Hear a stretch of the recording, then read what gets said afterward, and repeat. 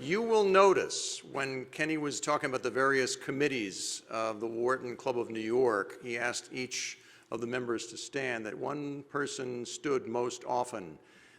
She has held leadership positions of the Wharton Club of New York for 15 years, and she finally took the ultimate call when she was asked to become the president of the Wharton Club of New York. Would you welcome, please, for the president's address for this evening, Ms. Regina Jaslow.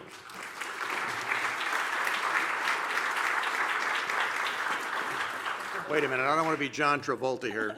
Regina Jaslow, there you are. Well done. Thank you, Bill. Well done.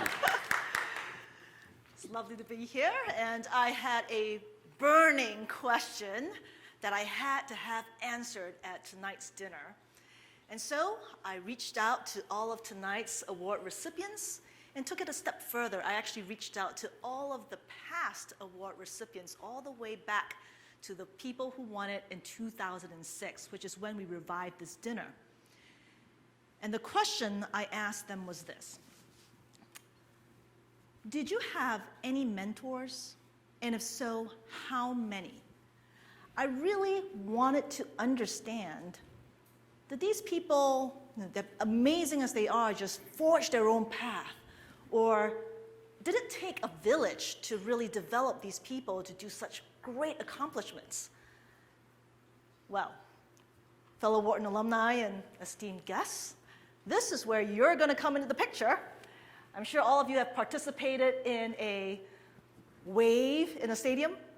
We're going to do something fun but more adapted tonight. I'd like you to place your vote as to what you think the results are. And how we're going to do this is I'm going to move my arm across the room, and you're going to clap just once with your vote. So if you think that the majority of the award recipients from tonight and from the past told me that they had zero mentors, clap once now.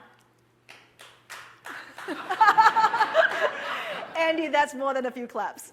So not a whole lot of you think that. Okay, how about if you think that they had one or two mentors? All right, quite a few.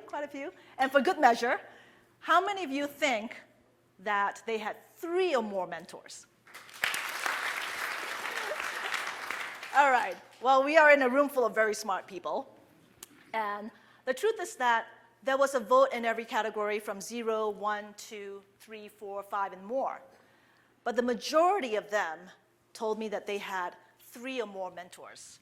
In fact, Alex Gorski, 2014 Leadership Award recipient, said that he had 4 or 5 that really mattered. And John Gray mentioned that he had too many to count, but managed to count 3 that really helped him a lot. And Kunal Bal, Young Leader Award for tonight, he said he had many, but that you had about 4 that you could really count on. And Social Impact winner, Ann McNulty, you mentioned 3 or 4, yes? In fact, what's really interesting is that the 2011 Young Leadership Award recipient, Nat Turner, mentioned that his mentor was the 2006 Young Leadership Award recipient. I think that is just simply amazing. So for those of you tonight who don't have a mentor, let me tell you about the study done by the Journal of Applied Psychology that mentions that people who have mentors tend to get promotions. In other words, mentorship advances careers. So tonight, if you don't have a mentor, look around this room. I think you have a lot of people to choose from. And Art Collins, who has about 3 mentors that he said really mattered, he said that his definition of a mentor is somebody who is experienced and trusted. So find yourself an experienced and trusted person here tonight who can be your mentor. And if you only have 1 or 2, well, time to up it to 3 or 4 now. And mentorship has its benefits for both parties. You get open to new ideas and perspectives that really help you in both your life and your career. And it's also a chance to give back to the community and to develop talent. If we want this community to continuously put out successful alumni, we have to do our part. And that part is simply playing the role of a mentor. If you have had the privilege of having 3 or 4 mentors, well, just to even it out in the universe, you should be mentoring, say, 3 or 4 people in your lifetime, hopefully more. The Wharton Club of New York is really focused on encouraging and enabling Wharton alumni to open doors for each other. And the way we do this is to take the call when an alumnus calls.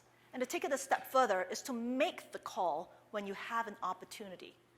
Because by doing so, we are simply better and stronger together. If you are a person who serves on the board and your company is looking for a CEO, look to hire a Wharton alum as that CEO in that company. If you are a CEO, look to hire a Wharton alum in your C-suite or in your company. Or if you're a Wharton alum who is an investor, look to invest in the company that is started by a Wharton alum. And at the very minimum, serve as a mentor.